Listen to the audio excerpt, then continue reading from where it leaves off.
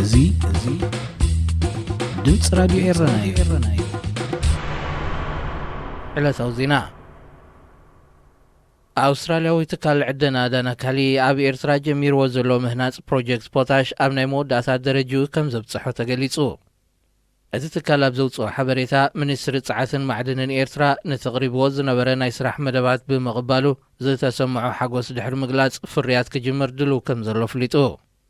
እዚ ምስቲ ብመንግስቲ ኤርትራ ዝውነን ትካል ኤናምኮ ንፍርቂ ተሻሪኹ ዝሰርሕ ትካል ምህርቱ ንዕዳጋ ኣብ ዘቕርበሉ እዋን ኣብ ዓለም ሓደ ካብቶም ቀንዲ ኣፍረይቲ ንመስርሒ ድኹዒ ዘገልግሉ ንጥረ ነገራት ክኸውን ትጽቢት ይግበረሉ። ኣብ ውሽጢ እዚ 36 ኣዋርሕ ፍርያቱ ንዕዳጋ ከውርድ መዲቡ ዘሎ እቲ ናይ ኮሉሊ ፕሮጀክት ኮርፖሬሽን ፋይናንስ ኣፍሪቃን ኢምፖርት ኤክስፖርት ባንኪ ኣፍሪቃን ብሓባር ብዝሃብዎ ናይ $200 ሚልዮን ልቓሕዩ ዕማማቱ ኸሳልጥ። ኮርፖሬሽን ፋይናንስ ኣፍሪቃ ናይ $50 ሚልዮን ብርክውን ካብቲ ትካል ገዚኡ ከም ዘሎ ይፍለጥ። $25 ሚልዮን ካብዚ ድሮ ተኸፊሉ እዩ። ዝተረፈ ኣብ ወርሒ ጥቅምቲ ናይ ዝሒዝናዮ ዘለና ዓመት ክኸፍሎ እዩ። ፕሮጀክት ኮሉሊ ኣብ 2021 ዓመተ ምህረት 300 ካብ ሓፈሻዊ ሃገራዊ እቶት ኤርትራ ክሽፍን እዩ። ኣብ 2030 ከዓ 50 ኤርትራ ንሰደድ ካብ እትልእኮ ክሽፍን ምዃኑ ጸብጻባት ውድብ ሕቡራት ሃገራት የመልክቱ። እዚ ነሳት 10,000 ሰባት ናይ ስራሕ ዕድል ክፈጥር ትጽቢት ዝግበረሉ ፕሮጀክት ኣብ ካልኦት ሃገራት ከም ዓብይ ጸጋ ዝረአ እኳ እንተኾነ መንግስቲ ኤርትራ ንኩሉ ዕደናዊ ንጥፈታት ሃገር ብግዱድ ዕስክርና ዘካይድ ምስ ምዃኑ ንካልእ ተወሳኺ ምግሃስ መሰላት ማዕጾ ዘርሑ ከይከውን ስጋኣት ሓያል ወገናት እዩ።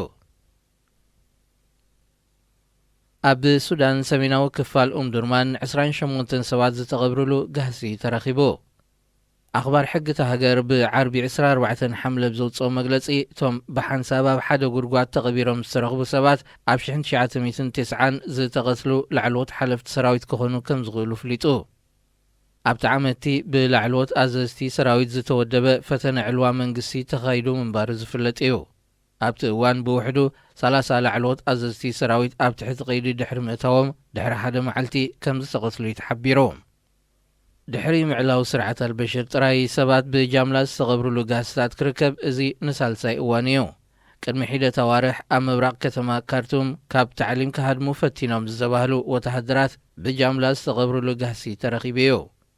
እዚ ኣብ ከተማ ዱርማን ተረኺቡ ዘሎ ጋሲ 23 ሰብ ሞያ ተዋፊሮምሉ ጽዑቕ መጽናዕቲ ይካየደሉ ከም ዘሎን ብዕጡቕ ሰራዊት ሱዳንን ፍሉይ ዕጡቕ ሓይልን ሓለዋ ይካየደሉ ከም ዘሎን ተገሊጹ። ኣብ ኢትዮጵያ ፖሊስ ዞባ ኦሮሚያ ንመስራቲ ዲሞክራሲያዊ ፓርቲ ኢትዮጵያ ኣቶ ልደቱ ኣያሌው ኣብ ትሕቲ ቀይዲ ከም ዘእተወ ተገሊጹ።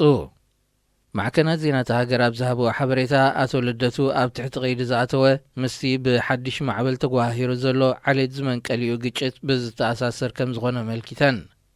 ፕሬዚደንት ዴሞክራሲያዊ ፓርቲ ኢትዮጵያ ንዘሪፖርተር ኣብ ዝሃቦ ቃል ፖሊስ ኦሮሚያ ብዕለት 10 ሓምለ ኣቶ ልደቱ ክእሰር ትእዛዝ ከም ዘመሓላለፈ ድሕሪ ምግላጽ ኣብ ቢሾፍቱ ዝተኻየደ ናዕቢ ብምውዳብን ፋይናንሳዊ ሓገዝ ብምግባርን ዝብል ክስታት ከም ዝቐረበሉ ኣመልኪቱ።